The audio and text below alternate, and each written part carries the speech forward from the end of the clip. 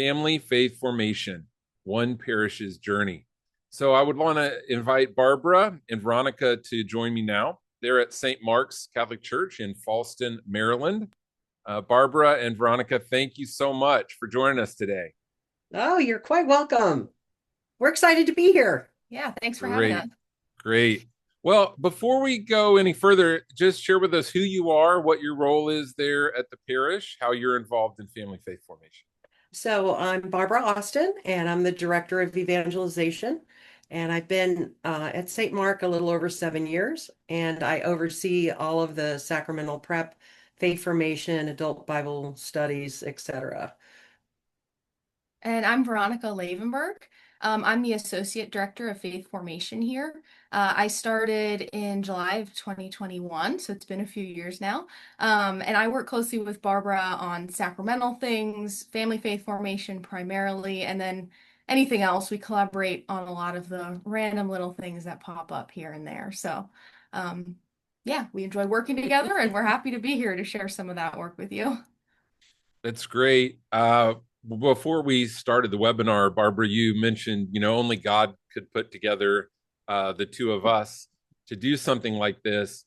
But I responded that you're the perfect team because you have someone with experience, someone with life learning, and then you have someone who also has experience in life learning, but in a different generation and has relationships with peers that understands the culture and the technology. And I would just say before we go further, if you're looking at your faith formation team, especially family faith formation, if it's only being run by people that are now grandparents, they did not raise their children in the same world that parents are raising their children in now. And you need to get people involved who are actually living in the reality that you're asking your parents to experience. So, Absolutely.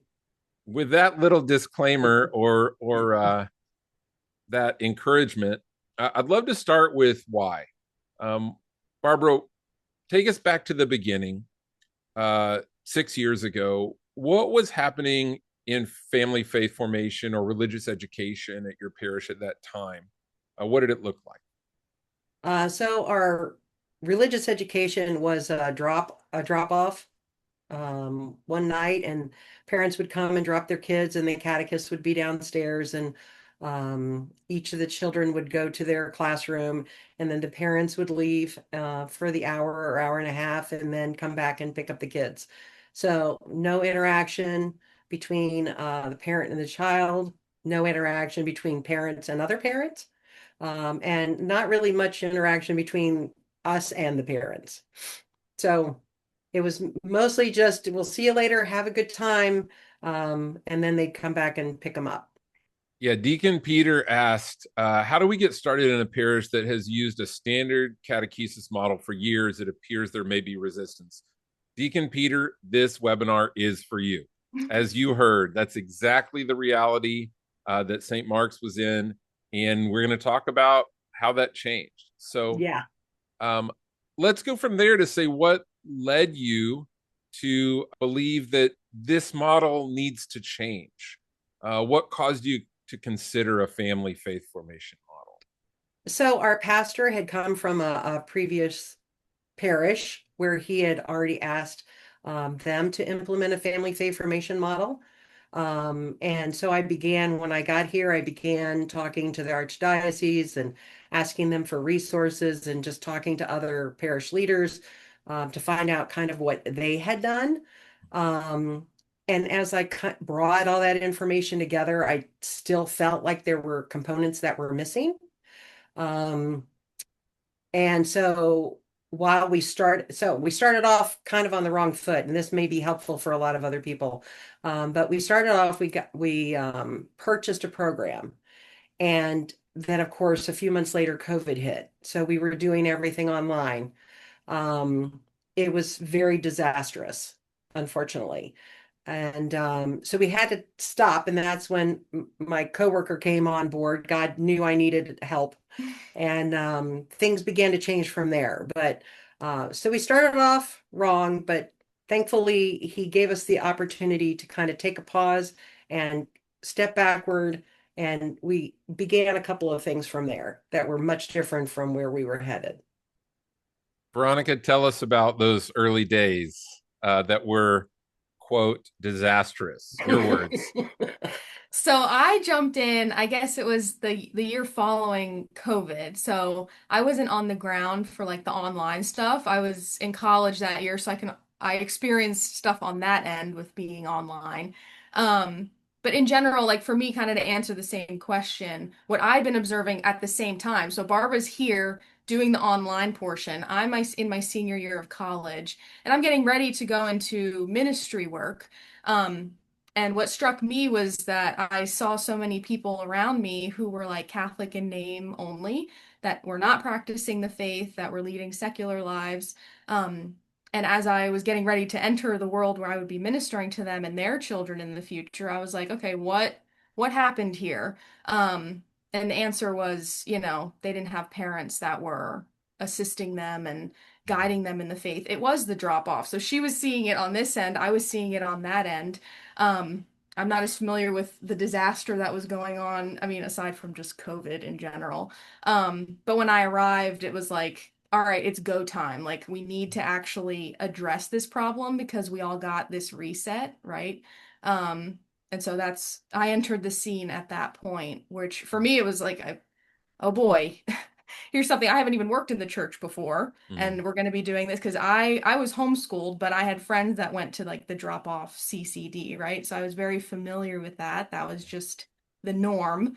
And all of a sudden I'm working here, and Barb was like, "Father said we're doing this." It's like, okay, we're doing this. That's So great. that was what was going on from my perspective at that time.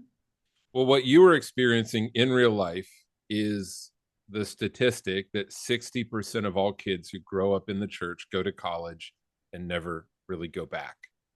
And the research on that shows that the 40% who stay in the faith, the most common factor is that their parents are involved in their faith journey, not just nagging them to go to mass, but actually having conversations with them about their faith and serving with them. That's a big one. Parents and kids serving together. Shout out to Good Faith, goodfaith.org.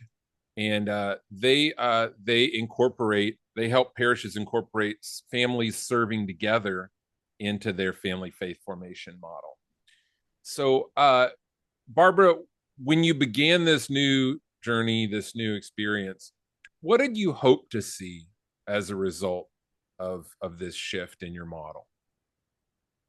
Um, well, exactly what you're talking about is having, so when you have a drop-off scenario, parents and children are not on the same page. And when you have a family faith formation scenario, parents and children are on the same page, because what the parent is doing the minute they walk into our building on a Sunday when we have faith formation is that they're speaking without words to their children that faith is important to them and growing deeper in the faith is important to them. And that was our hope, was that we could continue to move. We have 90 families in our program, and we could continue to help move those 90 families one more step closer to Jesus Christ, one more step closer. And what we found is we do an annual questionnaire with our parents, and we ask them, how has the conversation with your kids increased or changed? Have you had an encounter with Christ this year? What different is, so we ask them, how did the year impact them, and how did it help them grow closer to Christ?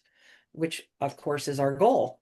Mhm. And what we find is that we have an increased attendance at Mass, we have an increased attendance in the sacraments.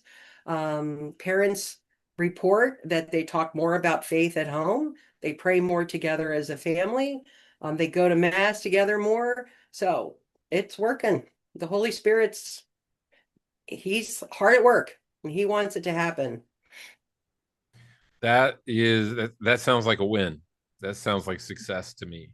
People are always asking how can we measure success, and mere participation doesn't measure success. But when we see the participation driving other participation, driving other engagement, that speaks of success. Well, I think going back to Deacon's question, the elephant in the room is that people are afraid of resistance, even worse than resistance, really like visible, uh, real aggression. Even, Yes. It's not just hate mail; it's phone calls, it's in person, it's all of that stuff. So, tell us about what that was like, and not just from parents, but I'm sure catechists, grandparents, people who've been facilitating this old process. What was the resistance you got, and how did you respond to it? The resistance was pretty horrible. And it is not for the faint of heart. You are absolutely right. Be prepared and just continually to call upon the Holy Spirit to open their hearts and pray for the people. And I just want to kind of stop here real quick because when I said the first year was really horrible, that was one of the first things I had not done was established a prayer group. And so we ended the first year that was pretty terrible, horrible. And I began an intercessory prayer group specifically praying for this intention. And we spent a lot of time praying, and that was mistake number one. But my point is that you have to be able to ask the Holy Spirit to work in those people's hearts first and foremost.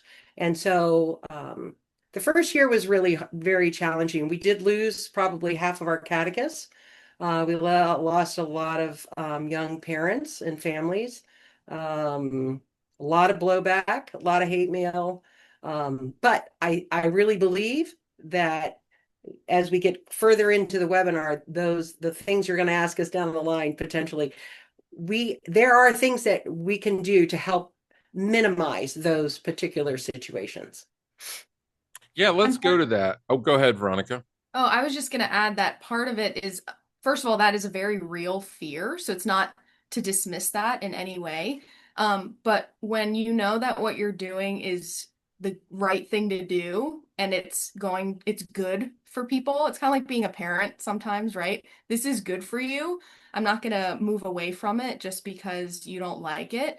Like we know that the truth is on our side here in terms of like, this is really fruitful for you. And we had a dad that I'm sure you know exactly what I'm talking about. He was very verbally not happy with us at the end of a session. So there were other people in the room listening to him yell at both of us. It was like my first year there. So I'm like, and Barbara's like trying to handle it for me. He came back later the next year and said we were right about what we'd been saying before.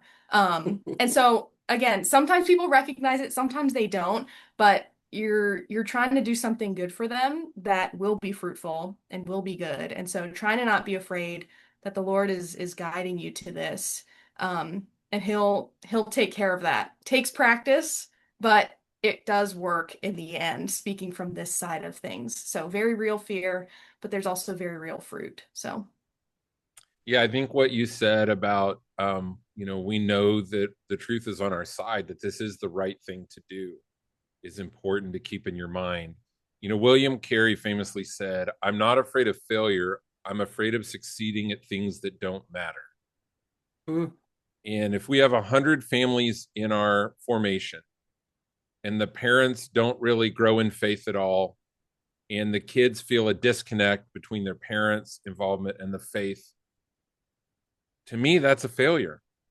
But if we have 30 families that sign up and the parents are involved and their families are changing and growing, that's success. So we can't just look at numbers. Nope.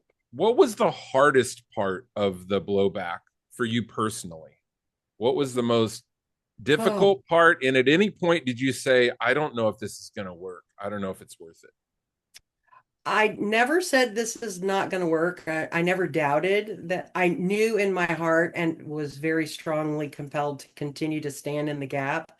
I think the hardest part was the isolation and feeling like I was alone on the journey.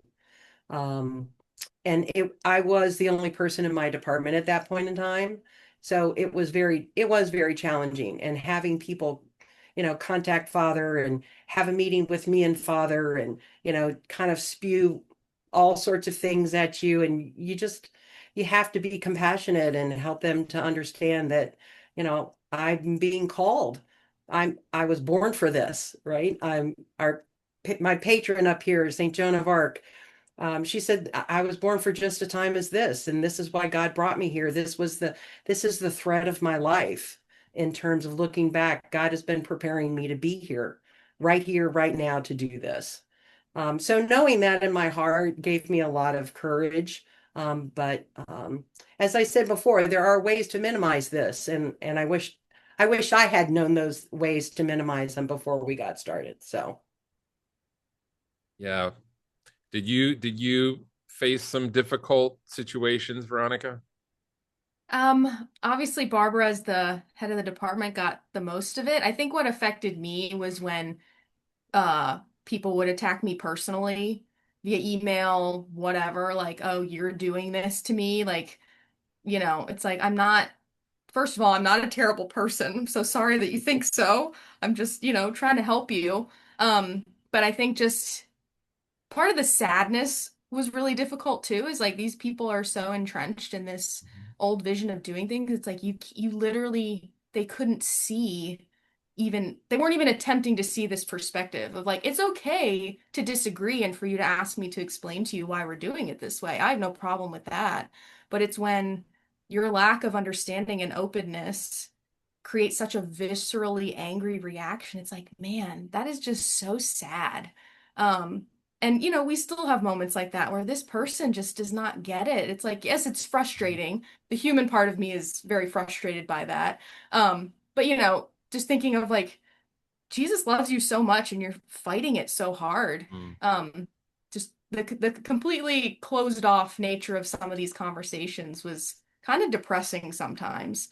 And it took me a while. Like I said, it still happens, but with me in particular being so new to the field in general, I was 22 when I started here. Um, it was a lot for me to take in Yeah. addition to being personally attacked, which had never Yeah. happened before. I could get over that because Barb was like, it's fine. It happens to me all the time. But it was like just the little bit of despair of like, man, people are really so entrenched in the old ways that they can't even begin to see how this could even potentially be good. Yeah, it is. It's kind of shocking that people are offended and surprised when the church invites them to grow in their faith. It's kind of like, why Yeah, do you think we're here? What do you think right, we do? This is what we right. do.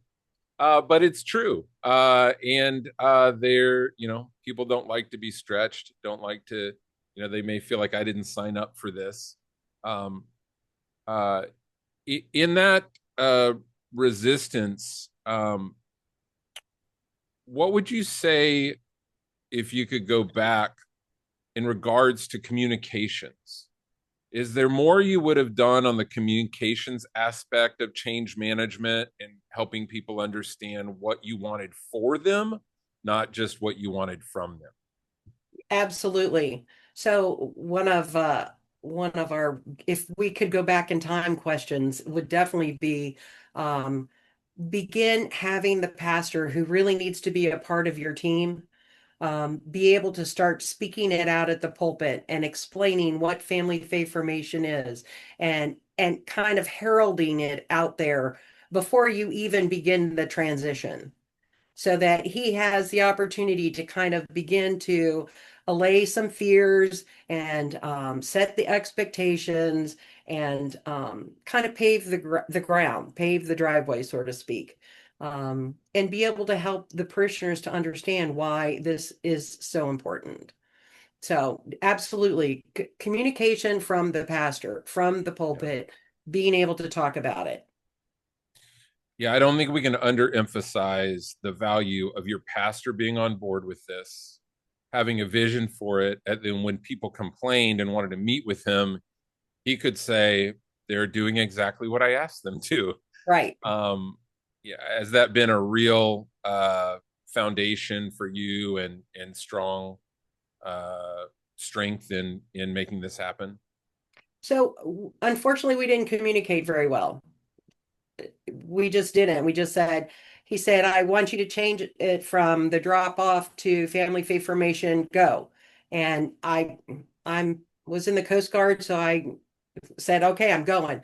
And so unfortunately, we really didn't communicate it out into the parish as well as we could have. I mean, he did a couple of homily series on it, but it really needs to be an ongoing communication to the parish. This is why it's important. This is why we're going. These are the things and the expectations. So it can't be just one or two times. It has to be for a longer period of time. Yes, when it comes to communicating change, I say if you're not tired of hearing yourself say it, then you haven't started saying it enough. Because parishioners hear it about every fifth time that you say it. You're right. And you got to Yeah. say it in different creative ways.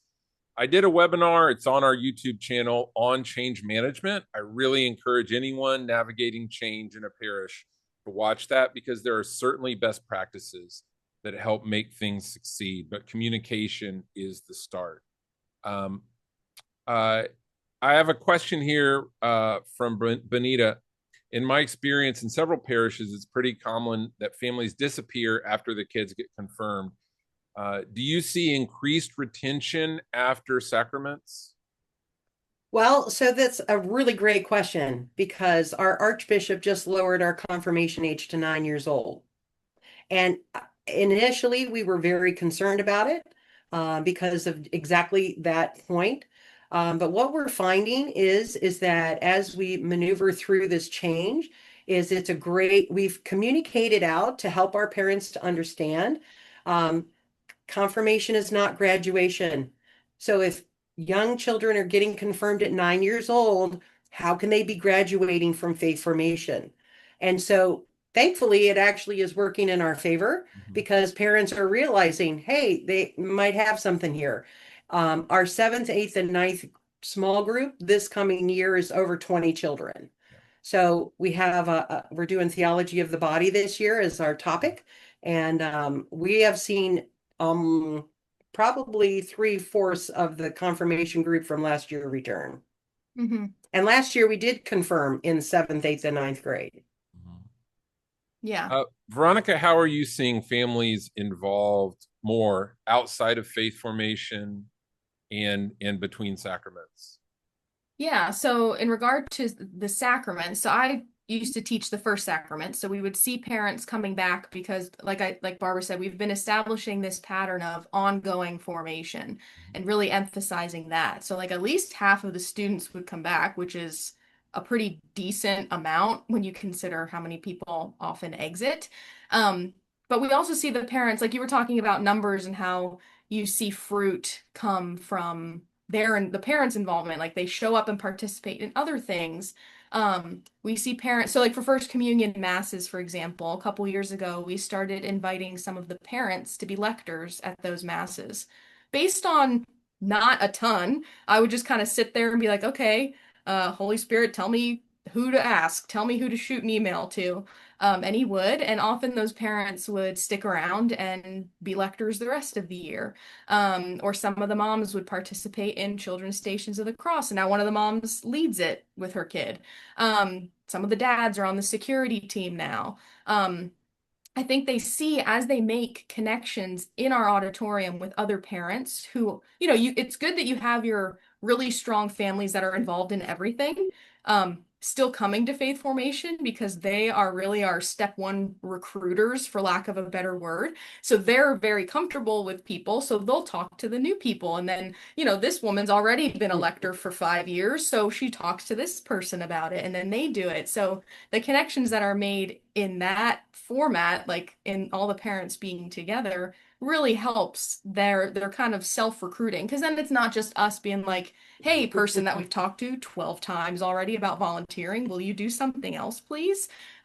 It's the parents being interested and recruiting each other. And Mhm. some of the other parents go out, and we've gotten families register for faith formation that they're like, oh, someone told us about this. Um, so you can definitely see it. Of course, it's not every single person. The Holy Spirit works on his time and he knows their hearts. We can't force anyone to do anything. That's a big question we get as well. How do you force them to come? Well, you don't. You just pray that they'll come and you provide them a reason to come. Um, but yeah, in terms of involvement, we not only see sacramental families returning for faith formation, but we see them coming to Mass more and getting involved in other ministries as well, which is really cool, especially when we find out. It's like, oh, they're already part of it. Great. I had nothing to do with that.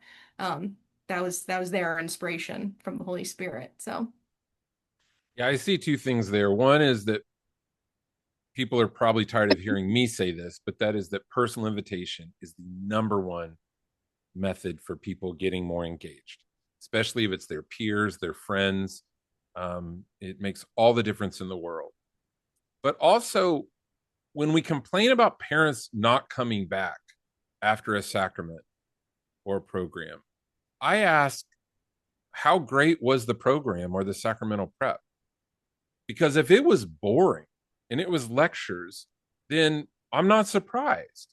If it was engaging and it was inspiring and they encountered Christ and somebody accompanied them in their faith and they built relationships with other people in the parish, well, then they're far more likely to stay engaged. We've used all these tactics to guilt and shame and force people to stay involved. The number one best way to keep them involved is for them to have a great experience and to be growing in their faith. So focus on that, right? Before I'm going to share this video with Jackie, which is one of your parents that was very suspect of this new process, to say the least. Before I do that, I want to go back just a little bit. You said you lost half of your catechist or 50 catechists, something like that.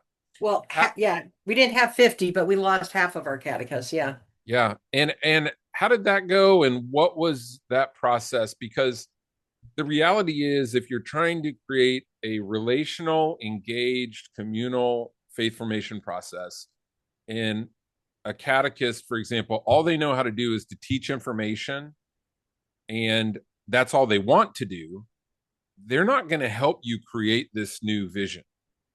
So how did Correct. you do that? And how did some people say yes to the new vision and learn?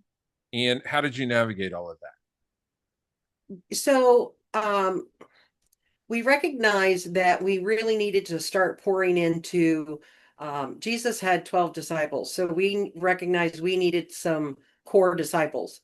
And because it's only was basically Veronica and I, that's kind of how we, um, built the team. right. We went and we initially, when we started Faith Formation, we had a stakeholders group. And from there, those people were so invested after reading we did interviews of parents, that they were bought in. So they became initially our first small group leaders.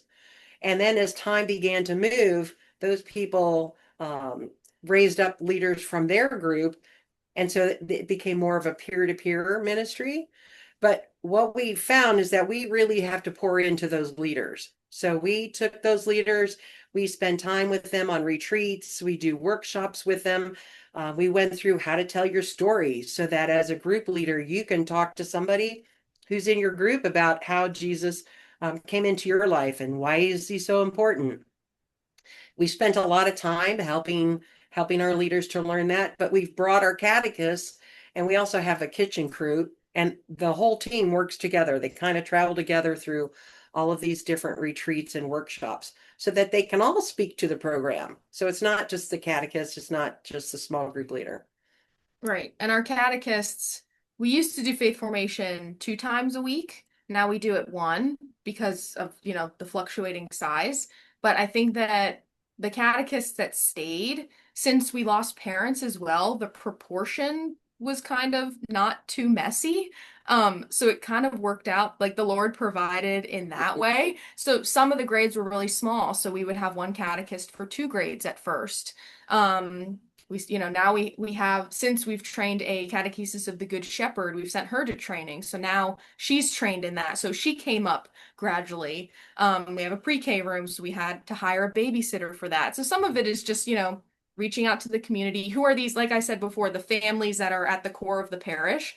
you have to tap on them first. You don't want to deplete their resources, but since they're there and they're already invested, you kind of start there. And then as we continue to build outward, new leaders were able to fill in those positions over the years. I mean, we're only starting our 6th year and it's grown so much. So it is very possible. That's a relatively short amount of time, 5 complete years. So the catechists, some of them were bought in with the new model because um, especially some of our older catechists, they've been catechists for 30 years, that they've seen people leave and never come back. So they were kind of in that same mode of, man, this is really sad. Something needs to change, but they were not in a position to change it. But then when they were offered the opportunity to be a part of that change, they took it. And many of them, our catechists really have been coming back year after year since we got our main team. So we're still in the building phase. Obviously, they're not going to be here for forever, which is okay. But yeah, I think that the shrinking of the families that registered was a hidden blessing because it enabled something new to launch without being too overwhelming. If we had 200 families, it would have been complete chaos. So having 90, way more doable. It made the team easier to build almost from scratch, right? With this new vision in mind. And yeah, again, the prayer team really lay the foundation for that. Yep. I think it's great that you pointed that out about we see decreasing numbers as a failure or a loss, but it is always easier and better to start things small and to learn in a smaller environment and to make changes in a smaller environment. And yeah, everyone's not going to say yes to something that requires more of them or their time. And I think the pastor being on board is so important. I've had pastors tell people, hey, if you just want to do a drop off, there's several parishes in the area that I could suggest that will require very little of you. You got to be bold enough to say, this is how we're doing it. Right. And if that's not what you want, we'd love for you to be a part of it, but you don't have to. You've really emphasized the importance of building a team, building the right team, inviting people onto that team.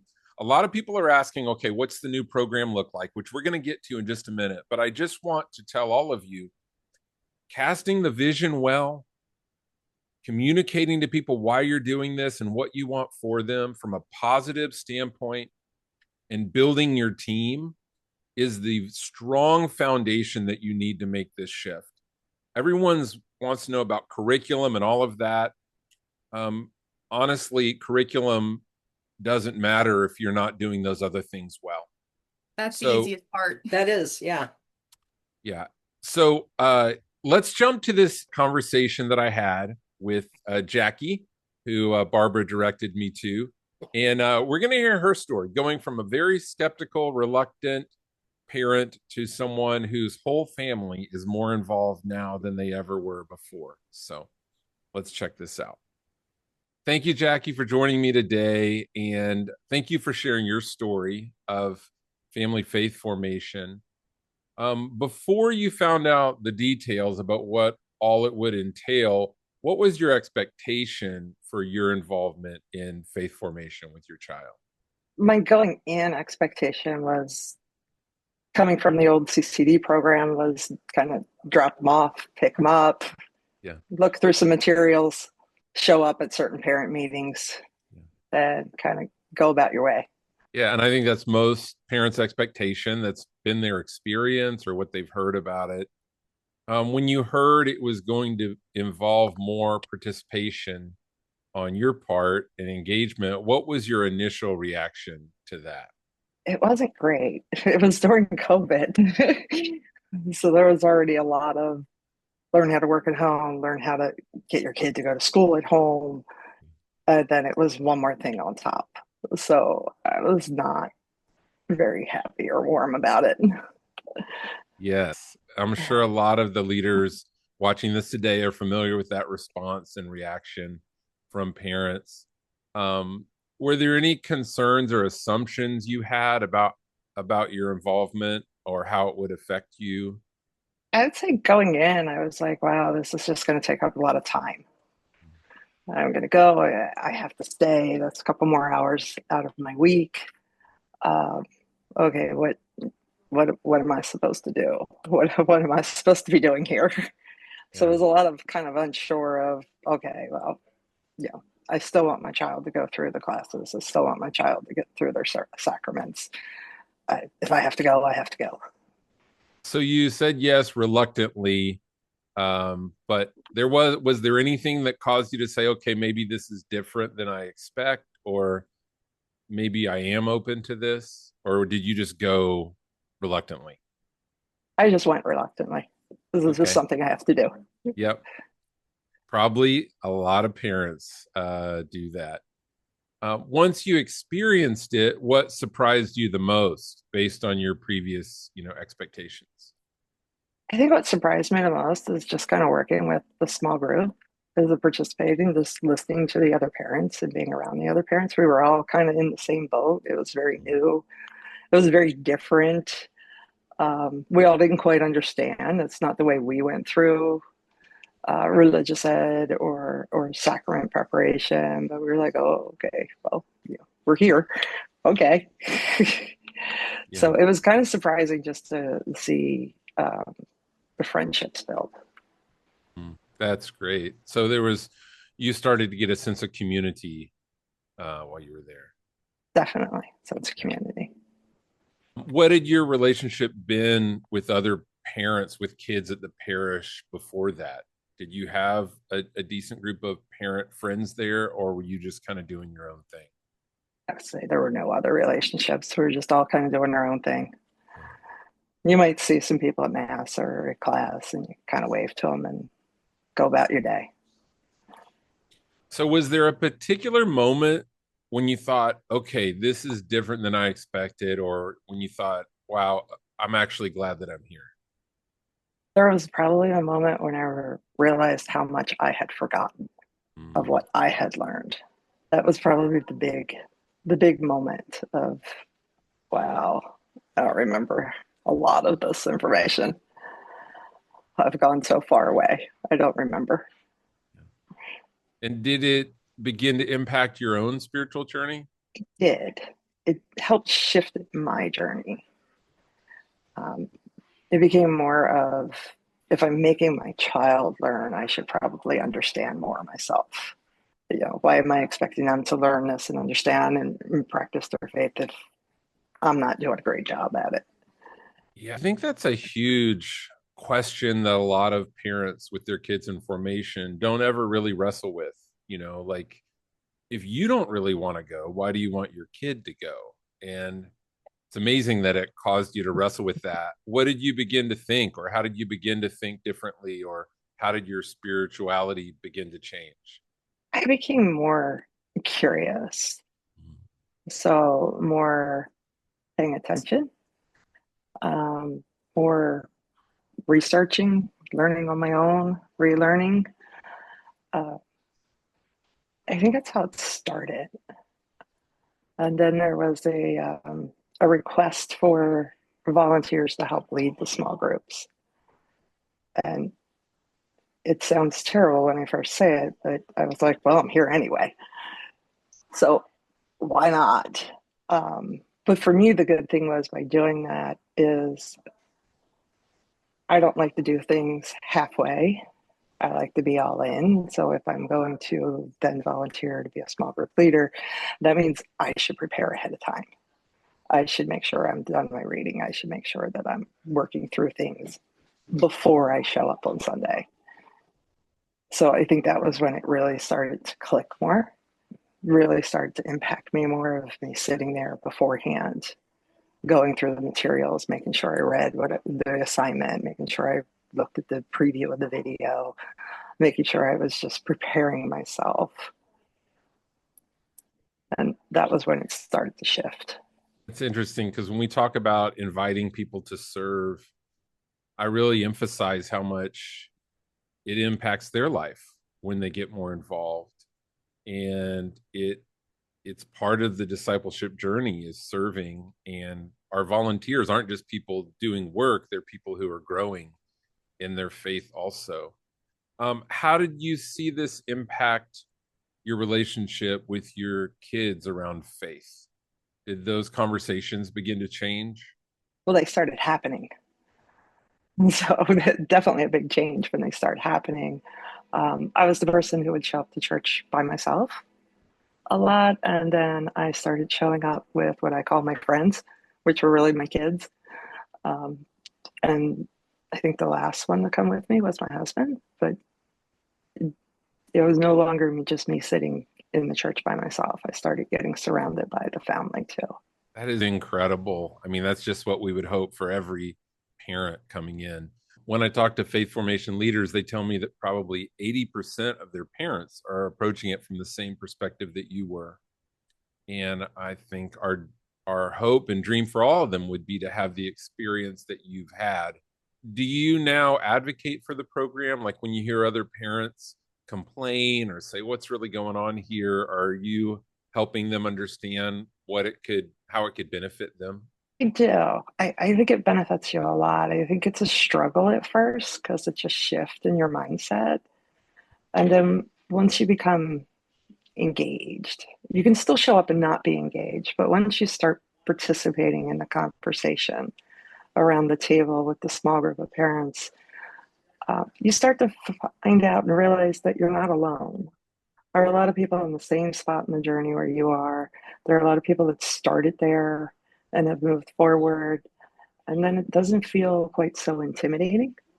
You know, it's kind of embarrassing sometimes as a parent to come in and say, I don't remember any of this. It was a long time ago when I took my religious education classes. And you're just kind of like, oh, I don't remember anything that I should. And you kind of feel embarrassed and you kind of feel bad about it. And once you kind of get past that, and you're just like, okay, well, I'm just going to relearn it. I'm just going to move forward. I think that was the big one for me is just relearn it, just move forward. Everybody's in a different spot. Everybody's in a different journey. And I just remember how welcoming it was when somebody would just smile, just one little smile at you and ask you, how are you today? Because you're feeling very unsure of yourself and you're coming in and maybe you weren't prepared for that week. And just someone just simply saying, how are you today? And then it's kind of like, oh, everything's okay. It's okay. I can just sit down. I can just participate in the group. I can just do the best I can. That's And I think awesome. that's the reassuring part, right? You don't have to be perfect. God didn't make us perfect. We just are who we are, and we can only move forward. Yeah, something formation leaders or catechists like to say is, they like to emphasize to parents, you are your child's primary catechist. And as you said, when you came in, you could hardly remember what you had gone through. Back then, if someone said you're your child's primary catechist, how would you have felt about that statement? While it was true, I was doing a terrible job, is how I felt. Hmm. So it didn't make you feel great. No, No. no. I felt bad that I was expecting my child to learn all this new information to them, but then I couldn't remember it. And Yeah, you didn't feel equipped to be that role that they were telling you that you should be. that is true. Well, I'll just ask you one last question. If I'll ask you two last questions. First one is if it hadn't had that small group component, if they had just brought parents in and made you sit in rows and listen to them talk, how do you think this would have gone differently for you? Oh, that would not have been good. If you're just all lined up in chairs like you're in an auditorium and just listening to someone talk, what happens is, at least for me anyways, you start to zone out. You start playing with your phone. You start looking at other things. You're not really paying attention. You lose your attention span. So I Mm-hmm. think the small group, there's like a small talking portion, and then there's like a video, and then there's the group activity. And I think the combination of changing those things keeps people engaged. It helps keep me engaged. I don't have I don't have that period where my attention span just snaps and says, no, I can't pay attention anymore because it's different. It keeps moving. Many people have a hard time paying attention after so many minutes. So you have to keep it engaging. And I think that's what made it fun. And you built that community that now you see people at mass at mass, at the grocery store. Yeah. You see them, they're your friends. It does change the dynamic. So valuable. This will be my last question. For the formation leaders that are out there that are a little anxious about parents that are in the mindset that you were in coming into this, they don't want to upset them. They don't want them to um, not put their kids in the class.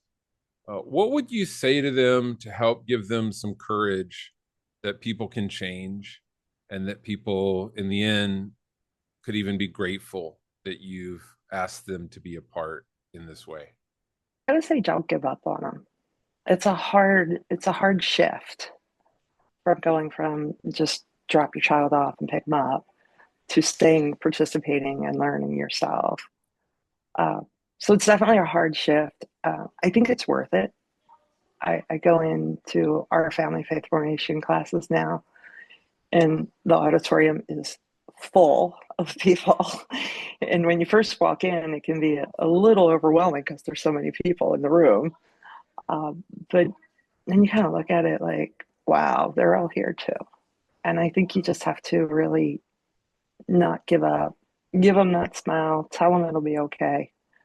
Tell them you're going to meet them where they are because everybody's someplace else. And if you're a leader and you have a theology master's or something, you're very knowledgeable. A lot of your parents coming in aren't that knowledgeable. We've forgotten a lot. So be patient with us. Bring us along. Give us a smile. Give us a hug. And meet us where we are, and we'll catch up. That's awesome. I think that's what accompaniment is meeting people where they're at and walking with them. And wow, Jackie, thank you so much for sharing your story. I think it'll be a real encouragement to a lot of leaders out there. And thank you for serving. And Thank you. I'm just grateful to hear how this has impacted your life and your family's life. So thank you for joining us today. Well, thank you. And good luck to the new leaders. Such a great story. And I appreciate Jackie's courage to just go on there and share her journey. And her final words: be patient with us, bring us along, give us a smile, give us a hug. It's so important. There's a parish I've shared a story with before, uh, St. Jerome in Waco, and they had a parent who was aggressively antagonistic, hate mail every week, and they came alongside that parent when they had a loss in their family, and it transformed that family's relationship with the parish, and they now serve there and are very involved. We got to love people through their challenges. All right, we're at the end here. We're finally going to tell people what you actually do in family faith formation, which is probably what most of them came for. But I think we hit some important things on the way here. Tell us about what your model for family faith formation looks like. Yeah, so I'm going to preface that just for a second, only because when I went to hire Veronica, she came in from college, and my first question to her was, so what do you think is most needed in the church today? And she said, parent catechesis. And I looked at her and I went, you're hired. Um, both of us received our masters from Franciscan, and one of our last classes together was the Church in the Modern World. And our professor had us go through all the Vatican II documents. And in Lumen Gentium, there's a whole part on the laity. And the laity are meant as as the new Jesuits. They are meant to be going out proclaiming the gospel to the world, to transform the world. And as we just heard from Jackie, um, we can see that they're not ready to go transform the world. And so our whole mission really was to create a family faith formation program where we were having our parents encounter Christ through their small groups and through also obviously the liturgy, the sacraments, those different elements, but also to help give them the tool belt to prepare them to be able to go out and talk to their coworkers, not just their children. Yes, their children first and foremost, but their coworkers, their family members, people who they're estranged from, and to be able to help them be able to speak of Christ out into the world so that we can actually do what we're being called to do as missionary disciples.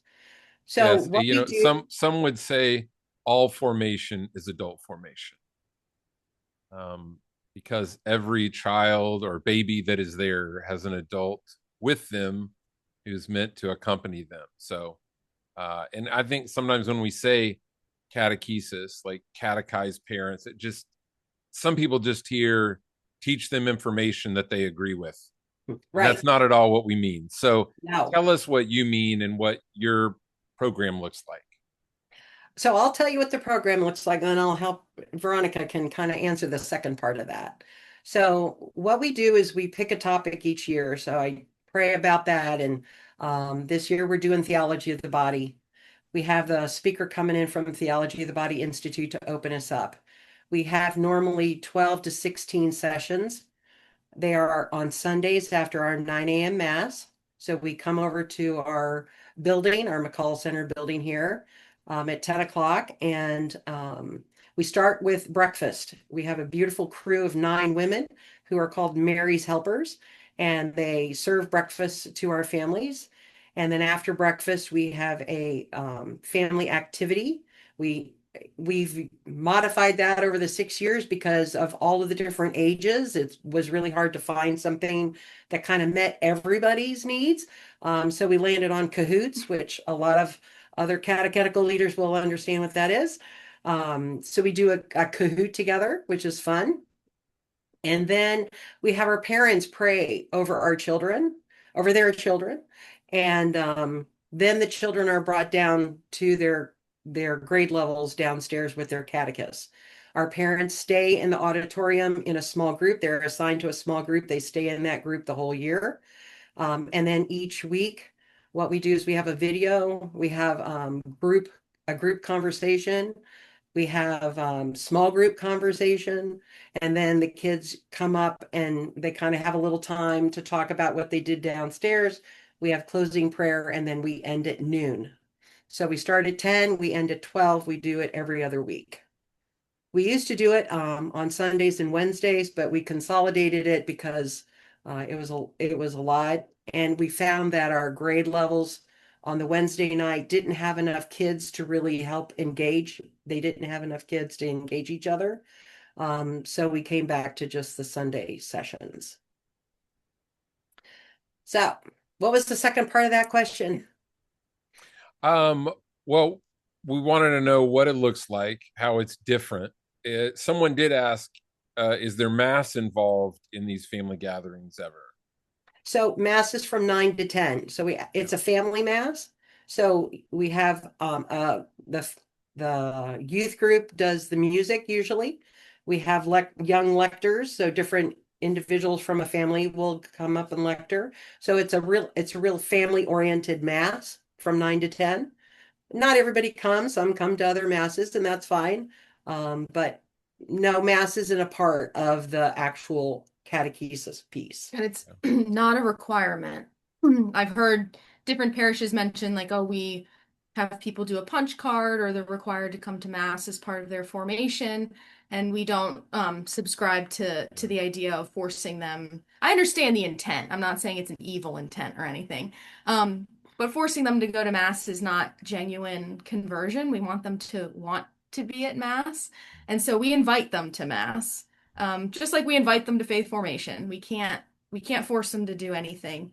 And so on weeks, many of our families do come, at least in the weeks where we have faith formation. Obviously, you have some people that don't come every week, some people that do go to mass every week.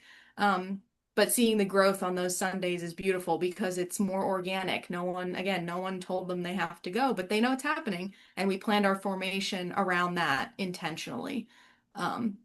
So Do you do any kind of kits or boxes that families take home with them for continuing their conversations or ministry in the home?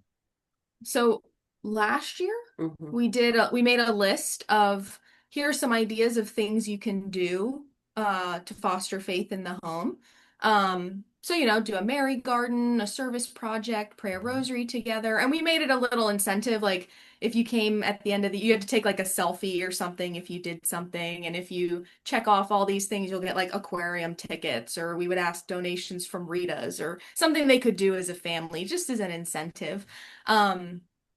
Yeah, that's one of the things that we do. We also have an on we subscribe to Formed, so we encourage them to use some of the resources on formed.org, family movies, saint movies, um yeah, little things like that in the home. We try to give them some um ideas with that. Well, we got to wrap up here. We're at the end of our time. But I would love to hear, Barbara, if you could go back 6 years and talk to your 6 years ago self, what would be the key things that you would tell yourself before starting such an endeavor? Yes, the first thing is prayer. Before you even begin anything else, pray. Because our parishes belong to the Lord. They don't belong to us. We are here to be his hands and his feet, and we need to ask him what he wants and not tell him what we want. So that would be the first thing I would do is I did it a year later, but start an intercessory prayer group and begin praying and asking the Lord to just kind of help begin to guide you, to open the hearts and minds of the people participating, um, and to help just kind of pave the way for you. The second thing I would do is I would have more communication through the pastor. That really was a huge lack on our part, but having the pastor engaged in the process, but also proclaiming it in the pulpit and explaining it, that is a huge, huge important component. The third thing that I probably would do go back to is we had small groups in the beginning, but we didn't have leaders for those small groups. So having leaders for those small groups ready to go would be another piece I would implement immediately. Team building would be a big part of it. Absolutely. And really, the first year I was here, the first year we were on the ground, we were running family faith formation, but we were working on a lot of these things behind the scenes so that the following year would be more fruitful Right. in that regard. So I, it's hard to fix things as you're going. So do Yeah. that work in advance. yeah, I love that you talk about investing in your leaders, in sending them to a conference or getting them information, developing them. And as you said, as you invest in them, they will invest in the families there. Um, wow, we're out of time for today. I do want to mention that I do an on-site family faith formation workshop. So if maybe you start with just doing big quarterly gatherings, or maybe you do something already where you bring parents and kids together after mass for like an hour. I facilitate a workshop where we talk to families about what it means to be disciples, what it means to journey together as a family, accompanying each other in faith. There's interactive questions between parents and kids. It helps get them started in spiritual conversations with their kids if they're not familiar with that. And in the end, they create a craft that is a picture of their whole family following Jesus in a quote about being disciples. So if that's something you're interested in, let me know. We've had great success with it. Families really enjoy it.